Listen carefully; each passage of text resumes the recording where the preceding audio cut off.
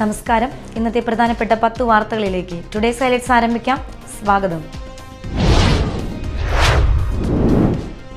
School ഉച്ചഭക്ഷണ പദ്ധതിയുടെ ഭാഗമായി സംസ്ഥാനത്തെ പൊതുവിദ്യാലയങ്ങളിൽ വിദ്യാർത്ഥികൾക്ക് നൽകുന്ന മുട്ടയ്ക്കും പാലിനും ആദ്യമായി അധിക തുക അനുവദിച്ച് സംസ്ഥാന സർക്കാർ.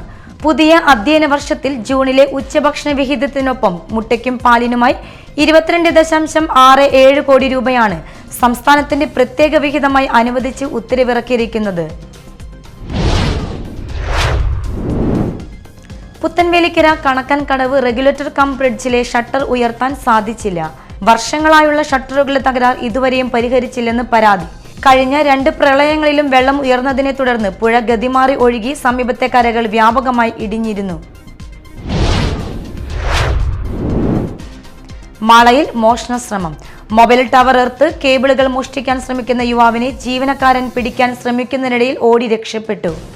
മാള ഫൊറോനപ്പള്ളി കോംപ്ലക്സിൽ ഇന്ന് രാവിലെയാണ് മോഷണ ശ്രമം നടന്നത്. കർക്കടക വാവ് പ്രമാണിച്ച് ഇന്നും നാളെയും കൊച്ചി മെട്രോ സർവീസ് സമയം കൂട്ടി. ഇന്ന് തൃപ്പൂണിത്തറയിൽ നിന്നും ആലുവയിലേക്ക് രാത്രി 11-നും 11:30-നും സർവീസ് ഉണ്ടാകും. നാളെ ആലുവയിൽ നിന്ന് തൃപ്പൂണിത്തറയിലേക്ക് പുലർച്ചെ 5-നും 5:30-നും സർവീസ് ഉണ്ടാകും.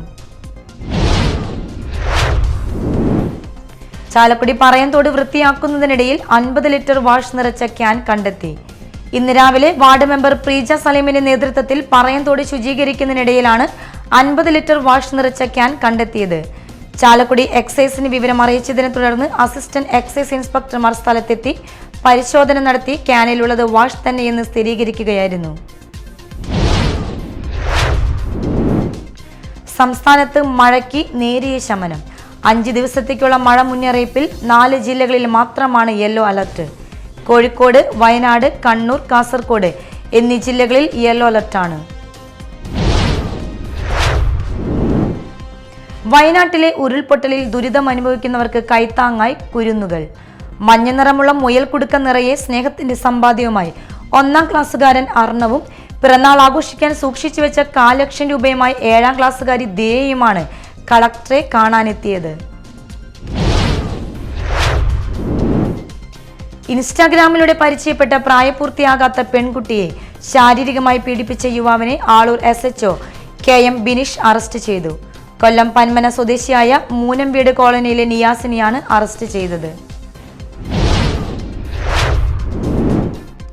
AIYF മാള മണ്ഡലം കമ്മിറ്റിയുടെ നേതൃത്വത്തിൽ വയനാടിന് ഒരു കൈത്താങ് എന്ന ക്യാമ്പയിന്റെ ഭാഗമായി കുടിവെള്ളം, വസ്ത്രങ്ങൾ, നിത്യോപയോഗ സാധനങ്ങൾ ഉൾപ്പെടെയുള്ളവ വയനാട്ടിലേക്ക് എത്തിക്കുന്നതിനായി വാഹനം പുറപ്പെട്ടു.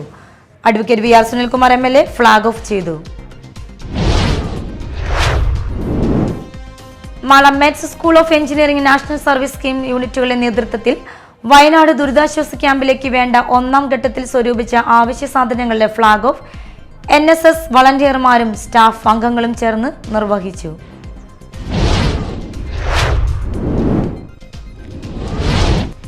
ഹൈലൈറ്റ്സ് വാർത്തകളുടെ വിശദമായ റിപ്പോർട്ട് അടുത്ത ന്യൂസ് റൗണ്ടപ്പിൽ കാണാം. ടുഡേസ് ഹൈലൈറ്റ്സ് ഇവിടെ സമാപിക്കുന്നു. നമസ്കാരം.